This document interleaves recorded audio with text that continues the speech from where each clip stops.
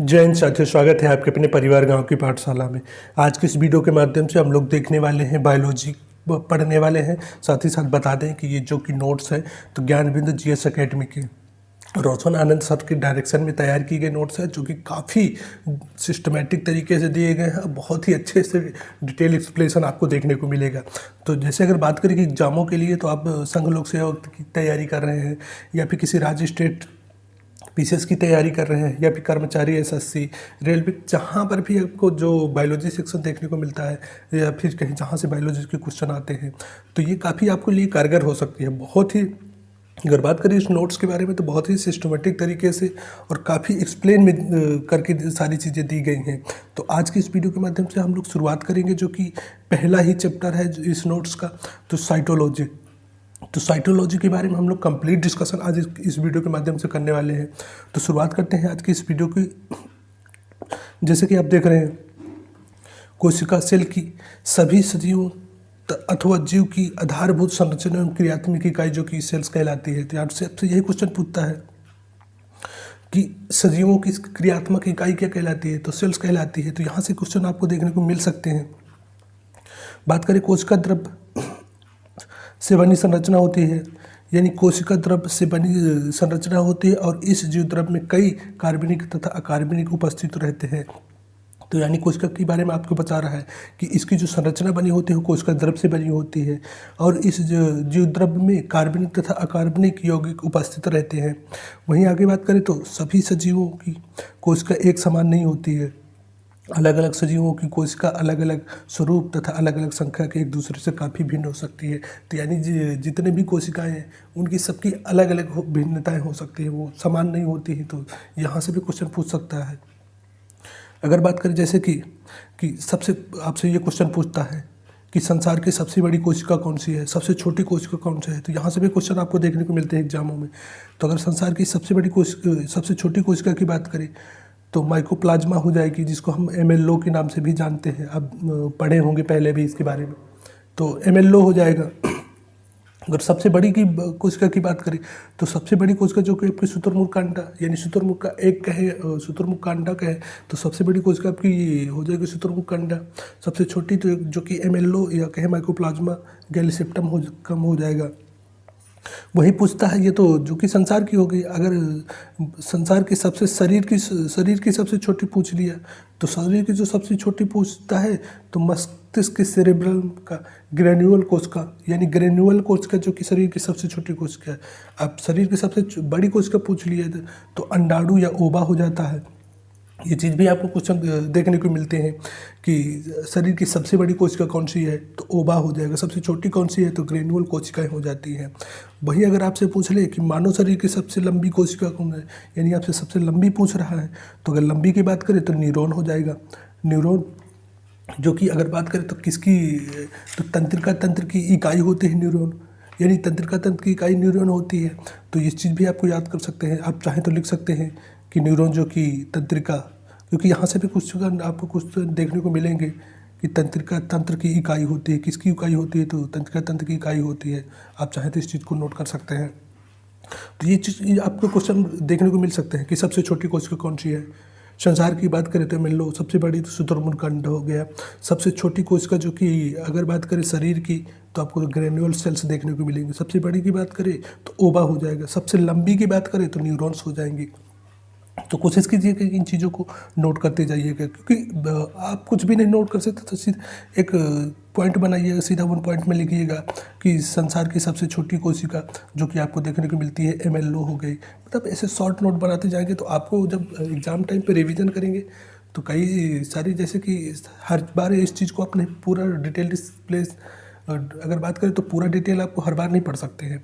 तो उसके लिए आप क्या करते हैं कि छोटे छोटे नोट्स बनाते जाइए कि संसार की सबसे छोटी बड़ी ऐसी कोशिकाएं कौन कौन सी है। तो पॉइंट बाय पॉइंट छोटा सा लिख लीजिए और उसको एक बॉक्स में बंद कर दीजिए। जब बॉक्स में बंद कर देंगे तो जब भी दोबारा आप रिवीजन करेंगे तो 1 मिनट में तुरंत उसका रिवीजन हो जाएगा। तो कोशिश ऐसे किया करिए कि जिससे कि यहाँ से आपको कम टाइम पे ज़्यादा रिवीजन कर सकें। और इस सीरीज का स्टार्ट करने का मतलब भी यही है कि यहाँ से ज़्यादा आपको रिवीजन का लाभ मिल सके। अब बात करते हैं हम आगे पॉइंट के बारे में। कोशिका का आकार एवं आकृति कैसी होगी, यह कोशिका के कार्यों पर निर्भर करता है। अर्थात अलग अलग कार्य करने वाली कोशिकाओं का आकार एवं आकृति एक दूसरे से भिन्न होती है। कुछ कोशिकाएं अपना आकार पल पल बदलती भी रहते हैं। अमीबा तथा मनुष्य का WBC कोशिका का आकार निश्चित नहीं होता। आप देखते होंगे कि अमीबा हो गया, पैरामीशियम हो गया, ये अपना आकार हमेशा बदलते रहते हैं। तो अमीबा आप कई बार देखते हैं कि आकार ये हमेशा बदलता रहता है। वहीं जो मनुष्य की कोशिका WBC होती है, ये भी अपना आकार बदलती रहती है। अगर बात करें आगे पॉइंट पे, तो ये दोनों ही अपना आकार बदलती रहती हैं। सभी सजीवों में कोशिका की संख्या समान नहीं होती है। कोशिका की संख्या के आधार पर सजीवों को 2 समूहों में बांटा गया, यानी कोशिका की संख्या के आधार पर आपको जो कि सजीवों को 2 भागों में बांट सकते हैं। जो पहला है यूनिसेलुलर, दूसरा है मल्टीसेलुलर, यानी एक कोशिकीय और बहुकोशिकीय। अब बात करते हैं कि एक कोशिकीय जीव कौन कौन से होते हैं या फिर इनकी विशेषताएं क्या होती है, ये भी आपसे क्वेश्चन पूछ सकता है। तो जब जीवों के शरीर के केवल एक ही कोशिका से निर्मित होता है तो वह एक कोशिकीय जीव कहलाते हैं। अगर बात करें तो इनको जो कि आंखों से दिखाई नहीं दे सकता, साथ ही साथ अगर बात करें तो इन्हें सिर्फ जो माइक्रोस्कोप होता है उनसे ही इनको इन चीज़ों को देख सकते हैं। तो एक कोशिकीय जीव वो होते हैं जो एक ही कोशिका से निर्मित होते हैं, साथ ही साथ जो कि आंखों से दिखाई नहीं देते और सूक्ष्मदर्शी से ही देख सकते हैं। तो आप इसको अगर नोट करना चाहें तो आप लिख सकते हैं कि एक कोश की फिर छोटा सा पॉइंट बनाइए, लिख सकते हैं कि ये एक कोशिकीय होते हैं, यानी एक कोशिका से निर्मित होते हैं। दूसरा पॉइंट आप बना सकते हैं कि ये आंखों से दिखाई नहीं देते हैं। तीसरा पॉइंट आप बना सकते हैं कि इन्हें केवल सूक्ष्मदर्शी से देख सकता है। चौथा जो कि आप बना सकते हैं कि जितने भी माइक्रो ऑर्गेनिज्म हैं यानी सूक्ष्म जीव हैं वो सभी एक कोशिकीय होते हैं। तो इस तरह से नोट्स बनाने का एक तरीका होता है। जब भी आप क्योंकि बार बार इन चीज़ों को पूरा चीज़ नहीं पढ़ पाएंगे आप, एग्ज़ाम टाइम पे आपको एक शॉर्ट नोट चाहिए जिससे कि आप कम समय में ज़्यादा से ज़्यादा चीज़ों को कवर कर पाए। तो कोशिश कीजिएगा कि ऐसे शॉर्ट नोट साथ साथ में बनाते ही जाइएगा। अब बात करते हैं हम लोग मल्टीसेलुलर यानी बहुकोशिकीय के बारे में। तो इन जीवों को शरीर अनेक कोशिकाओं से मिलकर बना होता है। जो सभी दिखने वाले सजीव हैं वो भी मल्टीसेलुलर में आते हैं। बात करें आगे पॉइंट के बारे में, विभिन्न सजीवों में कोशिका की संख्या कितनी होगी, यह सजीवों के शरीर के आकार पर निर्भर करता है। यानी एक कोशिका की संख्या शरीर में कितनी होगी ये उसकी कोशिका के आकार पर निर्भर करता है कि उसका आकार कैसा है। जितना बड़ा होगा उसमें कोशिका की संख्या उतनी ही अधिक होगी। अब बात करते हैं हम लोग कोशिका विभाजन से संबंधित जो कोशिका के विकास के चरण है, यानी कि कैसे कैसे कोशिका की किसने खोज की, सेल की किसने खोज की और कोशिका सिद्धांत किसने दिया। तो ऐसे भी क्वेश्चन आपको एग्जामों में देखने को मिलते हैं। तो अब बात करते हैं आगे पॉइंट के बारे में, कोशिका के विकास का क्रम। तो जेड जेनसन तथा एच एनसन माइक्रोस्कोप की खोज की थी। तो आपसे यही पूछता है कि माइक्रोस्कोप की खोज किसने की थी। तो जेड जेनसन तथा एच जेनसन ने की थी। तो कब किया था, तो 1590 में किया था। आप चाहें तो इस चीज़ को नोट कर लीजिएगा। इसके साथ ही कोशिका अध्ययन का मार्ग खुल गया था। तो सबसे पहले जो आपको देखने को मिलता है, बहुत सारे एग्जामों में ये पूछता है कि माइक्रोस्कोप की खोज किसने की थी। आप BPSC की एग्ज़ाम देते होंगे, साथ ही साथ BPSC की तैयारी के एग्ज़ाम के क्वेश्चन देखे होंगे, तो यहाँ से क्वेश्चन पूछे था कि माइक्रोस्कोप की खोज किसने की थी। तो जेड जेनसन तथा एच जेनसन ने की थी। तो आप चाहें तो छोटा सा नोट बना लीजिए कि माइक्रोस्कोप की खोज किसने की थी। तो जेड जेनसन ने की थी। जेड जेनसन कब की थी, तो 1590 में की थी। तो इतना अगर आप पॉइंट बना करके लिख लेंगे तो इससे क्या होगा कि आपको जो एग्ज़ाम टाइम पे रिवीजन करेंगे तो उन चीज़ों से बहुत कम समय में ज़्यादा रिवीजन कर पाएंगे। अब बात करते हैं नेक्स्ट पॉइंट के बारे में। रॉबर्ट हुक ने अपने द्वारा बनाए गए माइक्रोस्कोप से कोशिका की खोज की, जिसका नामकरण भी रॉबर्ट हुक के द्वारा दिया गया। कब किया था, तो 1665। तो आपसे यही पूछता है कि रॉबर्ट हुक ने जो कोशिका की खोज की थी तो कब की थी, तो 1665 ईस्वी में की थी। तो ये चीज़ भी आपसे पूछ सकता है।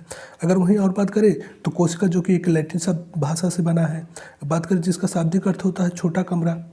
रॉबर्ट हुक ने कोशिका की खोज कार्क यानी पेड़ की छाल में की थी। तो कई बार यहाँ से पूछता है कि जो रॉबर्ट हुक ने कोशिका की खोज की थी तो किस में की थी, तो कार्क है या पेड़ की छाल में के टुकड़ों में किया था। रॉबर्ट हुक ने जिस कोशिका की खोज की थी तो किस प्रकार की कोशिका थी, तो मृत कोशिका थी। यहाँ से भी क्वेश्चन आपको देखने को मिलता है। तो आप लिख सकते हैं कि रॉबर्ट हुक रॉबर्ट हुक, जिन्होंने मृत कोशिका की खोज की थी, कब की थी, तो 1665 में की थी। वहीं इससे और क्या संबंधित है, तो इन्होंने जो कि अगर बात करें तो जो कि कार्क कार्क को कार्क या कहें या पेड़ की छाल पर कोशिका की खोज की थी। कोशिका का शाब्दिक अर्थ की बात करें तो एक छोटा कमरा होता है। ये 4-5 पॉइंट आप छोटे छोटे जब पॉइंट आप बनाते जाएंगे, साथ ही साथ उनको एक बढ़िया से बॉक्स पे भर लेंगे, तो उससे क्या होगा कि जब आपको देखने में अट्रैक्टिव होंगी चीज़ें, तो पढ़ने में भी आपको तुरंत एकदम तुरंत दिमाग में चीज़ें क्लिक करती जाएंगी। और जब रिवीजन करेंगे तो कम समय में आप ज़्यादा से ज़्यादा चीज़ों को रिवीजन कर पाएंगे। अब बात करते हैं हम लोग नेक्स्ट पॉइंट के बारे में कि ल्यूवेनहॉक द्वारा, यानी जीवित कोशिका की खोज जो की गई थी तो ल्यूवेनहॉक के द्वारा की गई थी। तो कब की गई थी, तो 1683 ईस्वी में की गई थी। सर्वप्रथम जीवित कोशिका की खोज की थी ल्यूवेनहॉक ने। ये पहले की तुलना में उन्नत माइक्रोस्कोप द्वारा जीवित कोशिका को जीवाणु, प्रोटोजोआ तथा आरबीसी को कोशिका को देखा था। तो यहाँ से भी आपसे क्वेश्चन पूछ सकता था कि जीवित कोशिकाओं के रूप में जीवाणु, प्रोटोजोआ तथा आरबीसी कोशिकाओं को देखा था, किसने देखा था।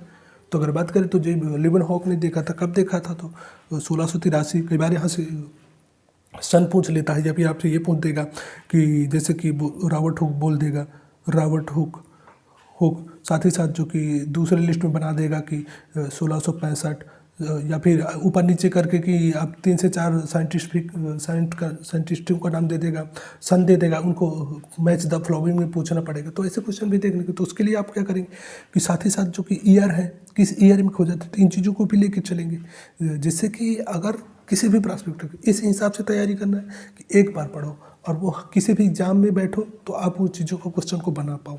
पढ़ने का मतलब यही है। ऐसा नहीं कि आप सिर्फ ये पढ़ लीजिए कि जीवित कोशिका की खोज ल्यूवेनहॉक ने की थी, अब पूछ लिए कि किस में की थी, तो जीवाणु में की थी, प्रोटोजोआ में की थी कि आरबीसी में की थी। तो इन चीज़ों को कब जब एकदम डिटेल से चीज़ों को बारीकी से पढ़ते जाएंगे, साथ ही साथ छोटे छोटे नोट बनाते जाएंगे पॉइंट बाई पॉइंट, तो उससे बहुत बेनिफिट आपको होगा। कोशिश कीजिएगा कि ऐसे आप बना सके तो अच्छी बात है। अब बात करते हैं नेक्स्ट के बारे में। रॉबर्ट ब्राउन ने जो कि केंद्रक की खोज की थी, कब की थी, तो 1831 ईस्वी में रॉबर्ट ब्राउन ने, जिन्होंने कि एक कोशिका के मध्य में गोल संरचना देखी, जिसको उन्होंने बाद में कि केंद्रक के नाम दिया था। साथ ही साथ कब दिया था, तो 1831 में दिया था। तो इस चीज़ को भी आप नोट कर सकते हैं। अब बात करते हैं, यहाँ से बहुत सारे क्वेश्चन में आपको देखने को मिलता है कि जैकब स्लाइडर तथा स्वर्ण कोशिका थ्योरी कहें, सेल थ्योरी कहें या फिर सेल सिद्धांत कहें, दिया था। तो कब दिया था, तो आपको 1838-39 में दिया था। आप टीआरई में भी यहाँ से क्वेश्चन देखे होंगे कि यहाँ से क्वेश्चन पूछे गए थे। तो ऐसे क्वेश्चन आपको जनरली एग्जामों में देखने को मिलते हैं। बात करते हैं वो है नेक्स्ट पॉइंट के बारे में, तो जिसके बाद स्पष्ट हो गया कि प्रत्येक सजीव का शरीर कोशिका से निर्मित होता है। यानी इनके सिद्धांत के बाद ही ये चीज़ें स्पष्ट हो गई थी कि प्रत्येक सजीव का जो शरीर था वो कोशिकाओं से निर्मित होता है। अब इनकी इस सिद्धांत की कुछ प्रमुख बातें कौन कौन सी थी, तो प्रत्येक जीव का शरीर तथा उसके अनेक कोशिकाओं से निर्मित होता था। प्रत्येक जीव की उत्पत्ति एक कोशिका से होती थी। प्रत्येक कोशिका अपने आप में एक स्वाधीन इकाई, परंतु कोशिका मिल का परिणाम एक, अगर बात करें कोशिका मिल करके काम करते थे। तो यानी उन्होंने बताया था प्रत्येक कोशिका अपने आप में एक स्वाधीन होती इकाई है, यानी स्वतंत्र इकाई है, परंतु वह जब काम जो करते हैं तो आपस में मिल करके काम करते हैं। अब बात करते हैं नेक्स्ट पॉइंट के बारे में। इसके परिणाम स्वरूप जीव का निर्माण होता है। जैसे कि कोशिका की उत्पत्ति जिस भी प्रकार प्रक्रिया से हो, उसमें कोशिका का केंद्रक मुख्य भूमिका अदा करता है। इस चीज़ को इन्होंने बताया था। बात करते हैं हम नेक्स्ट पॉइंट के बाद, तो पुरकुंजे ने जो कि जीव प्रोटोप्लाज्म की, आपसे पूछता कि प्रोटोप्लाज्म की खोज किसने की थी, तो कोशिका में जो कि पुरकुंजे ने किया था। कब किया था, 1839 ईस्वी में किया था। तो ये भी, या कहें नामकरण किसने दिया था या खोजा किसने था, तो आपसे ये पूछ सकता है कि जियोद्रव की खोज किसने की थी, तो पुरकुंजे ने की थी। कब की थी, 1839। ये चीज़ें 3-4 चीज़ें पॉइंट कर सकते हैं, या फिर आप लिख सकते हैं कि जियोद्रव।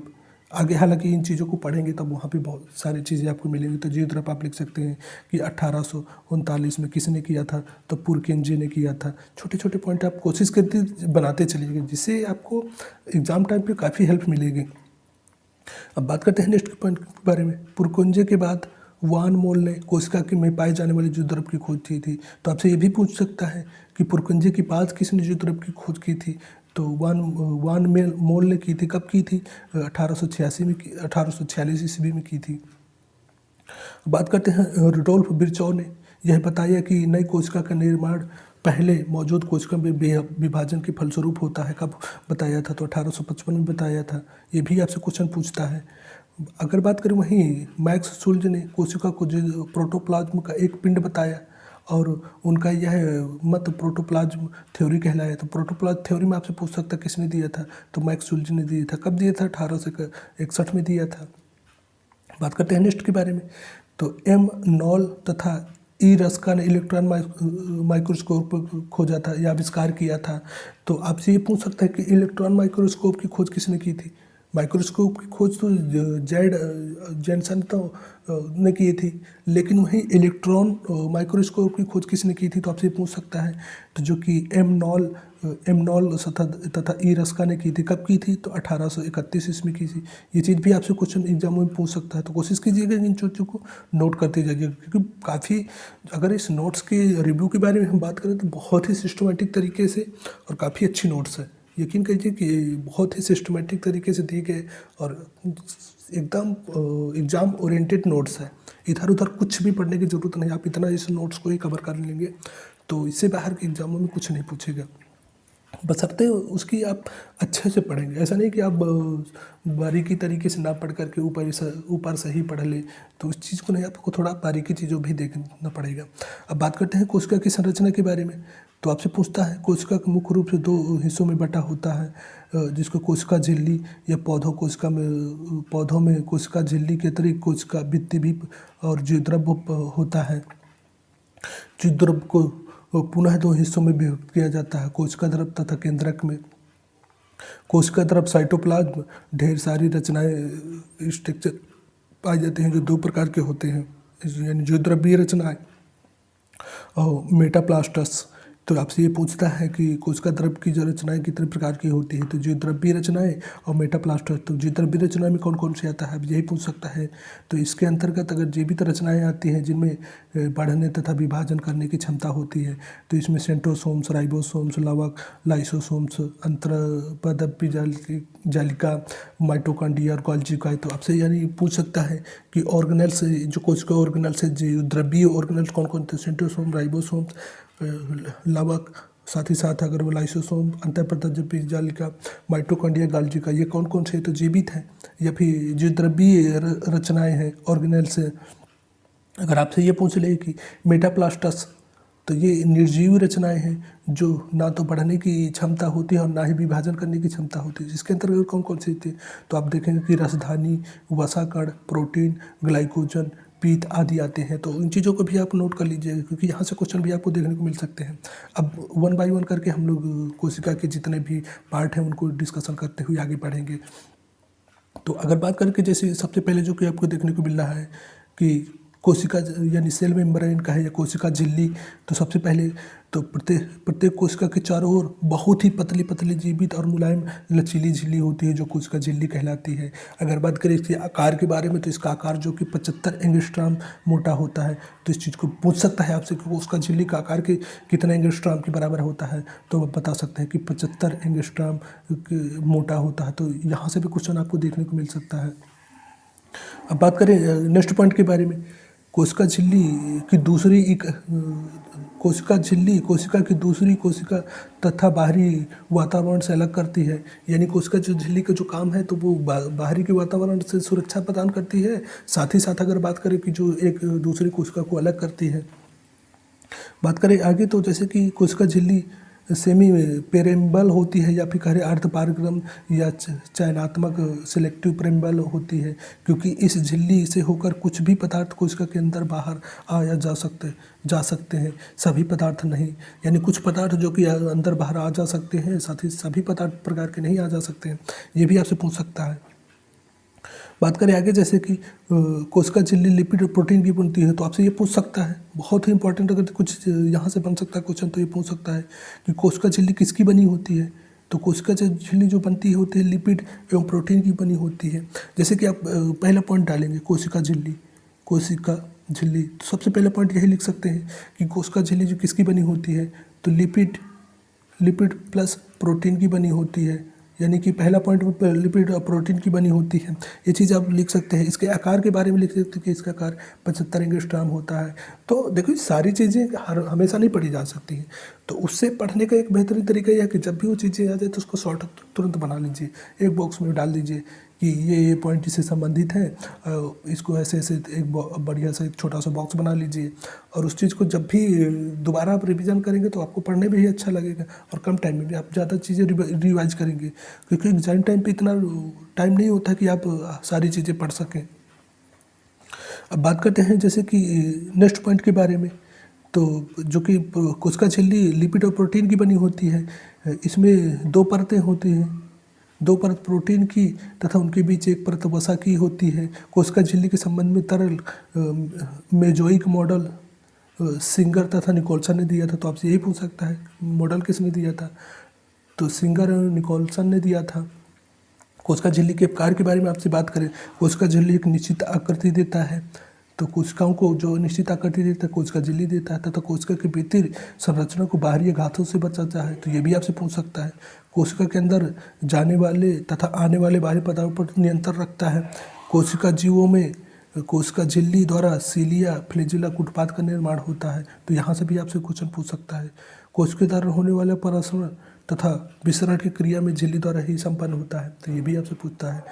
तो कोशिश कीजिएगा कि कोशिका झिल्ली लिख लीजिए, उसका आकार कितना है, उस किसकी बनी है, फिर उसके कार्य क्या है, उसके पार तो पॉइंट बाय पॉइंट छोटे छोटे चीज़ें लिखते चली जाएंगी। सारी चीज़ें नहीं लिखी जा सकती, लेकिन छोटे छोटे पॉइंट आप कोशिश करेंगे तो लिख सकते हैं। बात करते हैं कोशिका भित्ति या सेल मेम्ब्रेन के बारे में। पौधों तथा कवक में कोशिका भित्ति के बाहर और एक परत होती है जो कोशिका भित्ति कहलाती है। कोशिका भित्ति कोशिका झिल्ली की तरह ना तो जीवित झिल्ली है और ना ही अर्धपारगम झिल्ली है। तो यहाँ से भी पूछ सकता है आपको क्वेश्चन। कोशिका भित्ति 3 परतों को मिलाकर बनी होती है, एक मोटी भित्ति है। पौधों की कोशिका भित्ति सेलुलोज, तो आपसे ये पूछता है कि पौधों की कोशिका भित्ति किसकी बनी होती है, तो सेलुलोज की बनी होती है। सेलुलोज तथा हेमिसेलुलोज की बनी होती है। तथा कवकों की कोशिका भित्ति काइटिन की बनी होती है। कई बार क्वेश्चन आपको देखने को मिलता है कि पौधों की कोशिका भित्ति सेलुलोज की बनी होती है। काइटिन की कोशिका भित्ति जो कि आपको देखने को मिले जो कवकों की कोशिका भित्ति काइटिन की बनी होती है। वहीं बात करें इनके प्रमुख कार्यों के बारे में कोशिका भित्ति की, यह भित्ति पौधे कोशिका की रक्षात्मक परत है। कोशिका को निश्चित आकार, मजबूती तथा सुरक्षा प्रदान करती है। यह कोशिका को सूखने से बचाता है एवं जीवित कोशिकाओं को जुड़ने का कार्य करता है। कोशिका भित्ति एक निर्जीव संरचना है जो पारिग्रम होता है और यह एक कोशिका झिल्ली को सुरक्षा देता है। तो आपसे ये पूछ सकता है कार्य क्या है, तो एक निश्चित आकार देता है, ये बाहरी आघातों से सुरक्षा प्रदान करते हैं। साथ ही साथ ये भित्ति निर्जीव संरचना है जो पारिग्रम होता है तथा यह कोशिका झिल्ली को सुरक्षा देता है। तो ये 3-4 पॉइंट लिख दीजिए। इससे संबंधित जैसे कि मतलब इससे संबंधित चीज़ें हो गई, तो कोशिका भित्ति किसकी बनी होती है, या फिर बात करें तो जैसे कि पौधों की कोशिका भित्ति किसकी बनी होती है, कवकों की कोशिका भित्ति किसकी बनी होती है, उसके कार्य क्या है। 3-4 पॉइंट एक बढ़िया सा छोटा सा बॉक्स बनाइए, उसमें लिख लीजिएगा। तो जब भी आप रिवीजन करेंगे तो आपको रिवीजन के टाइम पे बहुत ही सहूलियत होगी। अब बात करते हैं नेक्स्ट टॉपिक के बारे में, जैसे कि कोशिका द्रव्य यानी साइटोप्लाज्म की बात करते हैं। तो जीव द्रव्य का वह भाग जो केंद्रक तथा कोशिका झिल्ली के मध्य होता है उसको साइटोप्लाज्म या कोशिका द्रव्य कहा जाता है। कोशिका द्रव्य रंगहीन अर्धपारगम तथा अर्ध तरल पदार्थ है। यह एक कोलाइडी है जिसमें लगभग 80% तक जल होता है। तो ये साइटोप्लाज्म जो कि कोलाइडी है 80% तक जल होता है, ये भी पूछ सकता है।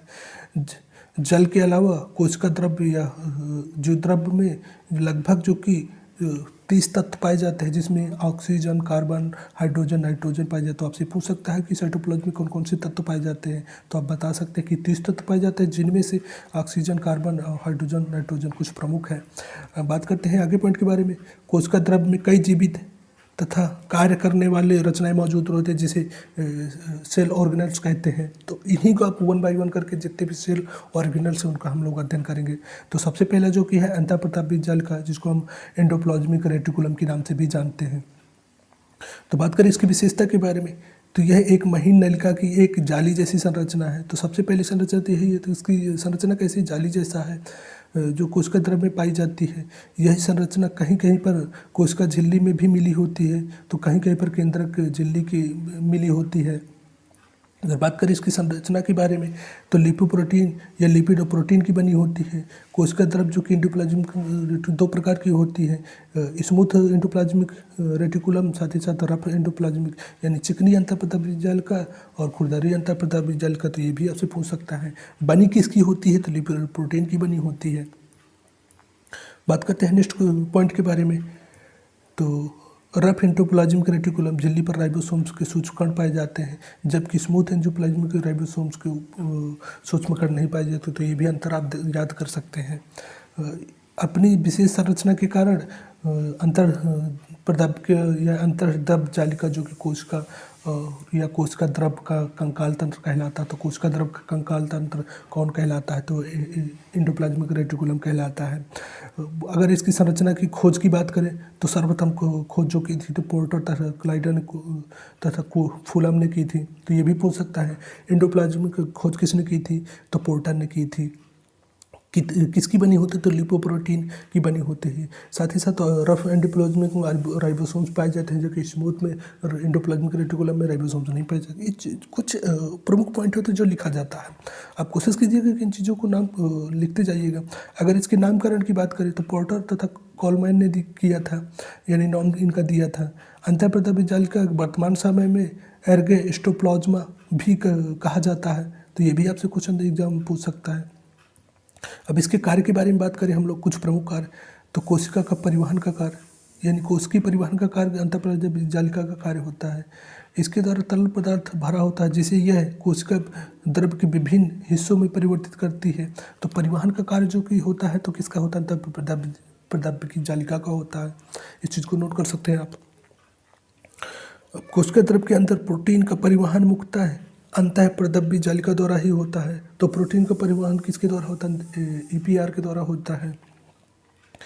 चिकनी अंतःप्रदाभी जालिका कोलेस्ट्रॉल के संश्लेषण में भाग लेती है। खुरदरी अंतःप्रदाभी जालिका प्रोटीन के संश्लेषण में भाग लेती है।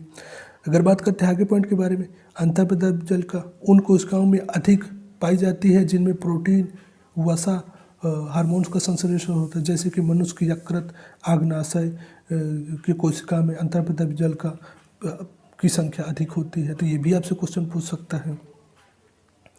मानव रक्त में पाए जाने वाली चिकनी अंतःप्रदाभी जालिका यकृत को विष के प्रभाव को नष्ट करने में भी मदद करती है। अब बात करते हैं हम लोग राइबोसोम्स के बारे में। कई बार यहाँ से क्वेश्चन आपको देखने को मिलेंगे कि राइबोसोम एक दानेदार संरचना है, जो कि एक अंतः जालिका के ऊपर होता है। यह अकेले या गुच्छों के रूप में कोशिका द्रव्य में बिखरे हुए पड़े रहते हैं। यह झिल्ली विहीन तथा सबसे छोटा कोशिकांग, तो आपसे यही पूछ सकता है कि सबसे छोटा कोशिकांग कौन सा है, तो राइबोसोम्स है। राइबोसोम्स सबसे छोटा यानी सबसे छोटा कोशिकांग तो राइबोसोम्स है। आपसे ये पूछता है कि बिना मेम्ब्रेन की कौन सा कोशिकांग होता है, तो यही होता है जो आपको आगे देखने को मिलेगा कि इसमें मेम्ब्रेन्स नहीं होती है, तो राइबोसोम्स होते हैं। अगर बात करें आगे पॉइंट के बारे में, कोशिका द्रव्य में राइबोसोम्स गुच्छों के रूप में पाए जाते हैं, जिसे पॉली राइबोसोम्स या पॉलीसोम्स कहते हैं। पॉलीसोम्स में सभी राइबोसोम्स आर मैसेंजर यानी आरएनए mRNA के धागे की संरचना के से बंधे होते हैं। राइबोसोम प्रोटीन तथा आरएनए से मिलकर बना होता है। तो आपसे पूछ सकता है कि राइबोसोम्स किसके बने होते हैं, तो राइबोसोम जो बने होते हैं, कई बार एग्जाम में पूछता है यहाँ से, तो प्रोटीन प्लस अगर बात करें तो आरएनए के बने होते हैं। किसके बने होते हैं, तो प्रोटीन और आरएनए के बने होते हैं। तो इस चीज़ को भी आप नोट कर लीजिएगा। अब बात करते हैं नेक्स्ट पॉइंट के बारे में, इनके प्रकार पूछता है। तो दो प्रकार के होते हैं, 70S 80S प्रकार के होते हैं। जो 70S जो कि 2 सब यूनिट होते हैं, 30S 50S के, साथ ही साथ 80S जो कि 2 सब यूनिट के ये भी होते हैं, 40 और 60S के। तो ये चीज़ भी आपसे क्वेश्चन एग्जामों में देखने को मिल सकता है। तो कोशिश कीजिएगा इन चीज़ों को नोट करते चलिएगा। बात करते हैं खोज के बारे में, तो किसने खोज की थी, राइबोसोम्स की खोज जो रॉबिन्सन तथा ब्राउन ने पादप कोशिका में किया था। जंतु कोशिका में राइबोसोम की खोज जो कि पैलाडे ने किया था। तो आपसे यही सबसे ज़्यादा जो पूछता है, अगर पूछ लिया कि ओवरऑल पूछ लिया तो पैलाडे ने किया था राइबोसोम्स की खोज। राइबोसोम्स की खोज जो किया था पैलाडे महोदय ने किया था। लेकिन आपसे पूछ ली कि पादप कोशिका किसने किए थे, तो रॉबिन्सन एंड ब्राउन ने किया था। जंतु कोशिका में जो कि पैलाडे ने किया था। तो यहाँ से भी क्वेश्चन आपको देखने को मिले, तो कोशिश कीजिएगा कि आप लिख लीजिएगा, जैसे कि राइबोसोम टॉपिक डालिएगा, राइबोसोम्स। फिर उससे संबंधित जैसे इसकी खोज किसने की थी, तो आप लिख सकते हैं कि पैलाडे महोदय ने की थी, पैलाडे ने की थी। ये किसके बने होते हैं, तो ये प्रोटीन प्लस आरएनए के बने होते हैं। आप इन चीज़ों को शॉर्ट में ऐसे लिख सकते हैं। तो ये क्या हुआ कि जब भी आप रिवीजन करेंगे बहुत कम टाइम पे में ज़्यादा चीज़ें रिवीजन कर जाएंगे। साथ ही साथ प्रकार लिख सकते हैं कि 70 इस प्रकार के, और अगर बात करें तो 80 इस प्रकार के, 2 प्रकार के होते हैं। तो ये चीज़ भी आप लिख सकते हैं। अगर इसके कार्य की बात करें तो प्रोटीन संश्लेषण का कार्य, तो चौथा पार्ट, पाँचों पार्ट आप यही बन सकते हैं कि इनका कार्य जो कि प्रोटीन संश्लेषण होता है। इसके अभाव में कोशिका के प्रोटीन संश्लेषण हो पाना संभव नहीं होता, तो राइबोसोम को इसका प्रोटीन फैक्ट्री कहा जाता है। ये भी आपसे लिख सकते हैं। कई बार पूछता है कि राइबोसोम्स क्या कहलाते हैं, तो प्रोटीन की फैक्ट्री कहलाते हैं। अगर बात करते हैं गाल्जी के बारे में, ये गोल्जी बॉडी कहे, गोल्जी काय के बारे में, तो यहाँ से भी क्वेश्चन आपको पूछता है। सबसे पहले यही पूछता है कि इनकी खोज किसने की थी, तो अगर खोज की बात करें तो कैमिलो गोल्जी ने की थी। यहाँ से बहुत सारे क्वेश्चन आपको देखने को मिलेगा। तो कोशिका द्रव में मुड़े हुए छड़ के गुच्छे के समान दिखाई देने वाले, तो पूछता है कि वो कौन सा कोशिकांग है जो कि छड़ के गुच्छे के समान दिखाई देता है, तो गोल्जी बॉडी हो गया। पादप कोशिका में गोल्जी बॉडी मुड़े हुए छड़ की संरचना बना करके बिखरे पड़े रहते हैं, जिसको डिक्टोसोम्स या डिक्टोसोम्स कहा जाता है। डाल्टन था फेलिक्स नामक वैज्ञानिक ने पूरी गोल्जी कॉय की संरचना को 3 भागों में बांटा, जिसको सिस्टर्नी, छोटे डब्लू तथा डब्लू बेसिकल्स, ट्यूब्यूल्स यानी स्मॉल ट्यूब्यूल्स एंड बेसिकल्स, तो बड़ी जो कि लार्ज वैक्यूल्स। तो इन 3 भागों में बांट करके अध्ययन किया था। तो किसने किया था, तो फेलिक्स नामक वैज्ञानिक ने किया था।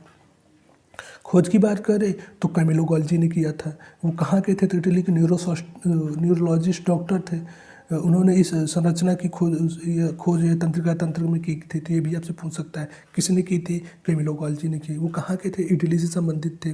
किस में की थी, तो वो तंत्रिका तंत्र की कोशिका में खोज की थी। तो ये भी क्वेश्चन आपको देखने को मिल सकता है। बात करते हैं नेक्स्ट पॉइंट के बारे में। कैमिलो गोल्जी ने इस संरचना का नाम आंतरिक जालिका यवत उपकरण रखा, परंतु बाद में इसका नाम जो कि गोल्जी बॉडी पड़ गया। कार्य के बारे में बात करें तो अंगक carbohydrate, lipid, protein, nucleic acid जैसे पदार्थों को पैकेजिंग, संग्रह या सिक्रेशन करने का काम जो कि गोल्जी काय का है। अगर बात करें तो जैसे सेक्रेशन ऑर्गन्स भी इसको कह सकते हैं। लाइसोसोम्स जैसे महत्वपूर्ण कोशिका अंगों के निर्माण में मदद करता है, तो कौन करता है, तो यही गोल्जी बॉडी करती है। अगर इसके बात करें कोशिका के अंदर ग्लाइकोलिपिड तथा ग्लाइकोप्रोटीन का निर्माण भी गोल्जी काय में होता है। बात करते हैं नेक्स्ट कोशिकांग के बारे में, तो लाइसोसोम्स होता है। तो सबसे पहले पूछता है कि इसकी खोज किसने की थी, तो यहीं से आपको क्वेश्चन देखने को मिलेगा। तो अगर बात करें इसके कुछ महत्वपूर्ण पॉइंट्स के बारे में, तो कोशिका तरफ में झिल्लीदार थैली जैसी संरचना, तो लाइसोसोम्स कहलाते हैं। इस थैलियों में आकृति हमेशा एक जैसी बनी रहती है। ये बहुरूपता पॉली यानी बहुरूपता होती है को दर्शाते हैं। लाइसोसोम पौधों की कोशिका की तुलना में जंतु कोशिका में प्रचुर मात्रा में पाए जाते हैं। तो ये भी आपसे एक क्वेश्चन पूछ सकता है। लाइसोसोम थैली के अंदर हर प्रकार के हाइड्रोलाइटिक एंजाइम पाए जाते हैं। इन एंजाइमों की इतनी क्षमता होती है कि कोशिका के द्रव में उपस्थित सभी जीवित संरचनाओं को नष्ट कर सकता है। लाइसोसोम को आत्महत्या की थैली भी कहा सकता है। तो सबसे ज़्यादा जो क्वेश्चन पूछता है कि लाइसोसोम किस कोशिकांग को आत्महत्या की थैली कहा जाता है, तो लाइसोसोम को कहा जाता है। आप इस चीज़ को नोट कर सकते हैं। खोज की बात करें तो 1958 में डी डुबे ने की थी। तो जो लाइसोसोम की खोज किसने की थी, तो डी डुबे ने की थी। लाइसोसोम को आत्महत्या की थैली भी कहा जा सकता है। तो ये चीज़ पूछता है। इसी के लिए जो कि डी डुबे को इस कार्य हेतु लगभग 1974 में नोबेल पुरस्कार प्राप्त हुआ था। लाइसोसोम्स के कार्य की बात करें तो अंगों को टूट फूट की पाचित कर कोशिका द्रव को साफ करता है।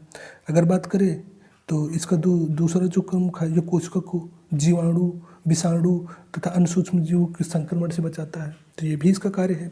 जो भी कोशिकांग टूट फूट जाते हैं या फिर कुछ भी मृत हो जाते हैं तो उनको जो पचाने का काम करता है तो लाइसोसोम्स ही करता है।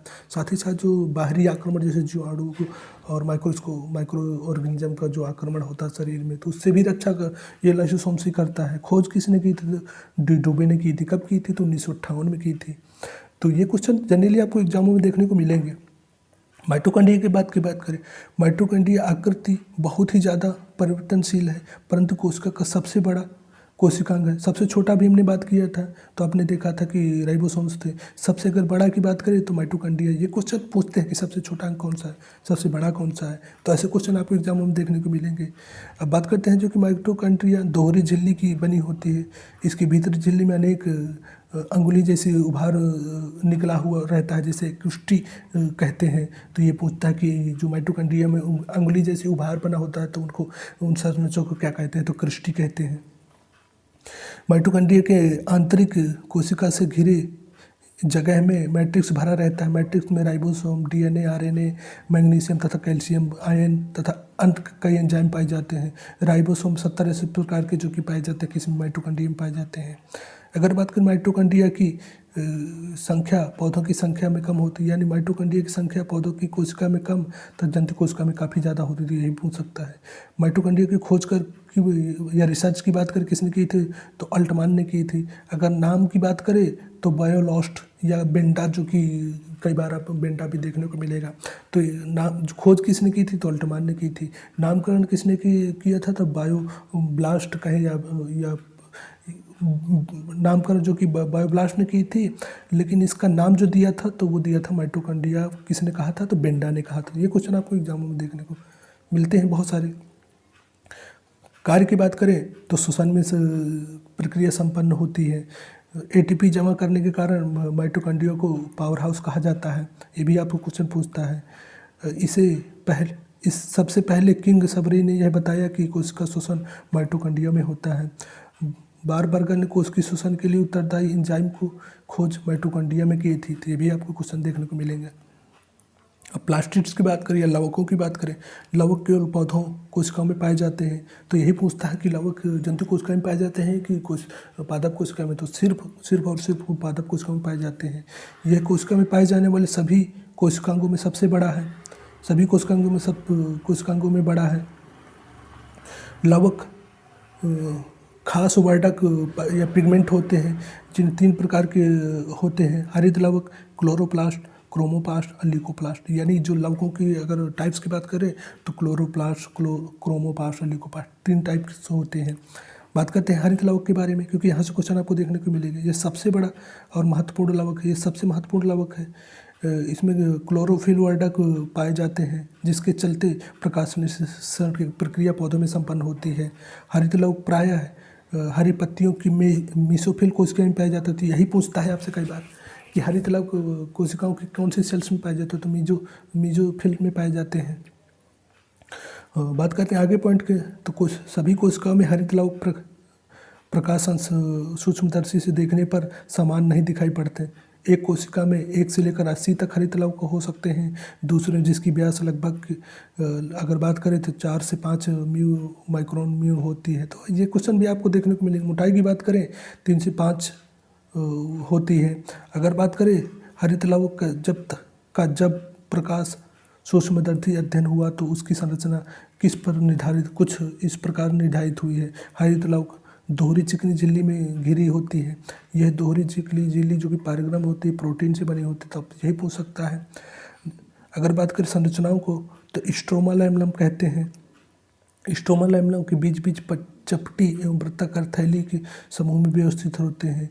थाइलोकॉइड कहते हैं जिन्हें थाइलोकॉइड कहते हैं। थाइलोकॉइड प्रोटीन और लिपिड के बने होते हैं। तो आपसे पूछ सकता है थाइलोकॉइड किसके बने होते हैं? तो प्रोटीन और लिपिड के बने होते हैं। थाइलोकॉइड के समूह को ग्रेनम कहते हैं। थाइलोकॉइड जब नामक थैली में 2 क्लोरोफिल पाया जाता है, क्लोरोफिल अणुओं को समूह को क्वांटसम कहते हैं। तो ये क्वेश्चन आपको यहाँ से देखने को मिल सकते हैं।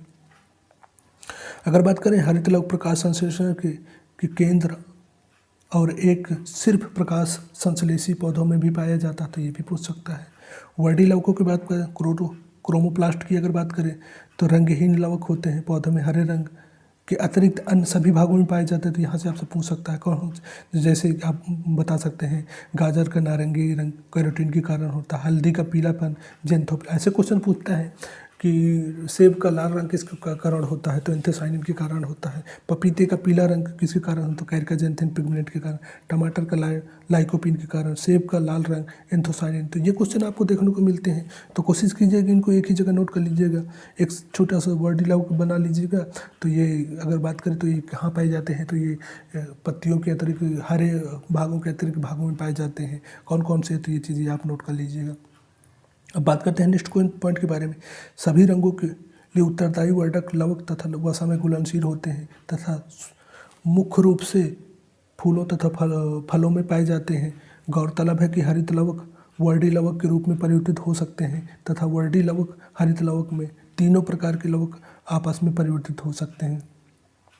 अब लिकोप्लास्ट के बारे में यानी अवर्डी लवक की बात करें, यह लवक पौधों के उन भागों में पाए जाते हैं जहां सूर्य का प्रकाश वंचित रहता है, जैसे भूमिगत जड़ हो गया, भूमिगत तना हो गया, आलू प्याज जिसकी उदाहरण है।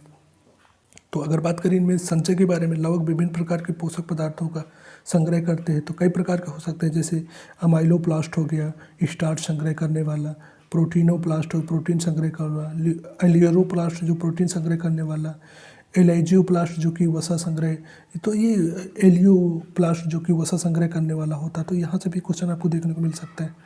अब बात करें सेंट्रोसोम्स के बारे में, यह संरचना केवल जंतु कोशिका में ही पाई जाती है। तो आपसे पूछ सकते हैं सेंट्रोसोम पादप कोशिका में पाए जाते हैं, जंतु कोशिका में, तो सिर्फ जंतु कोशिका में पाए जाते हैं।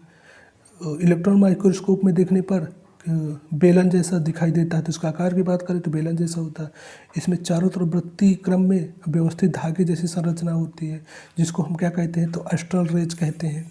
प्रत्येक सेंट्रोसोम के अंदर एक छोटा सा दो कण जैसी संरचना दिख पाई जाती है, जिसे सेंट्रियोल कहते हैं। सेंट्रोसोम का नामकरण जो किसने दिया था, टी बोवेरी ने दिया था। तो ये भी आपसे पूछ सकता है। सेंट्रोसोम जो कि आपको कोशिका विभाजन में भी मदद करता है। आप जब कोशिका विभाजन आगे पढ़ेंगे तो आप वहाँ देखेंगे। बात करते हैं वैक्यूल्स के बारे में या रसधानियों के बारे में। तो रसधानियों की संरचनाएं प्लास्ट से हुई है, या एक निर्जीव है संरचनाएं है, मेटाप्लास्ट है। रसधानी मुख्य रूप से पौधों की कोशिका में पाई जाती है। जंतु कोशिका में काफ़ी छोटे छोटे आकार की रसधानी पाई जाती है, या नहीं पाई जाती कि बराबर पाई जाती है।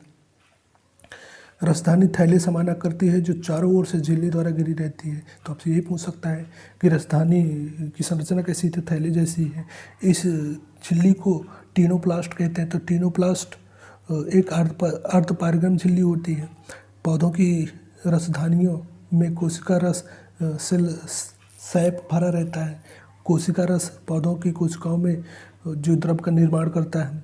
रसधानियाँ जंतु कोशिकाओं जल संतुलन बनाए रखने का कार्य करती हैं। तो आपसे पूछ सकता है कि जो जंतुओं में जल संतुलन बनाए रखने का कार्य कौन करता है, तो रसधानी करती हैं। एक कोश की छोटी प्रोटोजोआ की रसधानियाँ संकुचन सेंट्री या कॉन्ट्रैक्टाइल होती है, जो निसंकुचित होती रहती हैं। और रसधानी शरीर से अपशिष्ट तरल पदार्थों को संग्रह करके बाहर निकालने का कार्य भी या मदद करती हैं। अगर बात करें वही नेक्स्ट के बारे में, तो कोशिका द्रव्य में पाए जाने वाले नवीन संरचनाओं का पता जीव वैज्ञानिकों ने लगाया इस प्रकार है। तो आपसे यही पूछ सकता है तो कौन कौन से हैं, तो स्फोरोसोम्स कोशिकी साइटोस्केलेटन हो गया, प्रोक्सीसोम हो गया, और साथ ही साथ जो कि माइक्रोट्यूब्यूल्स हो गए। तो ये पूछ सकते हैं आपसे पूछते। अगर बात करते हैं नेक्स्ट पॉइंट के बारे में, तो नेक्स्ट पॉइंट जो कि आपको न्यूक्लियस देखने को मिल रहा है। तो न्यूक्लियस जो कि अगला कोशिकांग है, तो इसकी खोज के बारे में हमने पहले भी पढ़ाया था कि किसने किया था, तो रॉबर्ट ब्राउन ने किया था। सभी जीवित कोशिकाओं की कोशिका द्रव्य के मध्य में गोलाकार तथा अंडाकार आकृति होती है। तो इसकी आकृति के बारे में पूछ सकता है आपसे, तो गोलाकार अंडाकार होती है जिसमें केंद्रक होते हैं। प्रत्येक केंद्रक गोलाकार अंडाकार के अलावा वृक्क किडनी आकृति जैसा, घोड़े के पैर आकृति जैसा भी हो सकता है। कुछ जीवित कोशिकाओं में केंद्रक नहीं पाए जाते हैं, कुछ कोशिकाओं में 2 केंद्रक पाए जाते हैं, जबकि कुछ भी कोशिकाओं में कई केंद्रक पाए जा सकते हैं। जीवित कोशिकाओं में केंद्रक एक समान नहीं होता है। केंद्रक की आकृति कोशिका के कार्य पर निर्भर करता है। एक केंद्रक के संरचना में निम्नलिखित भाग पाए जाते हैं जो कि आपको देखने को मिलते हैं।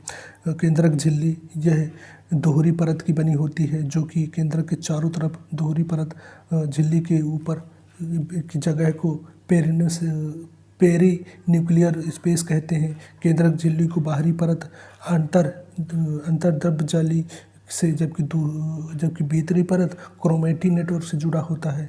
केंद्रक झिल्ली के कई छिद्र होते हैं।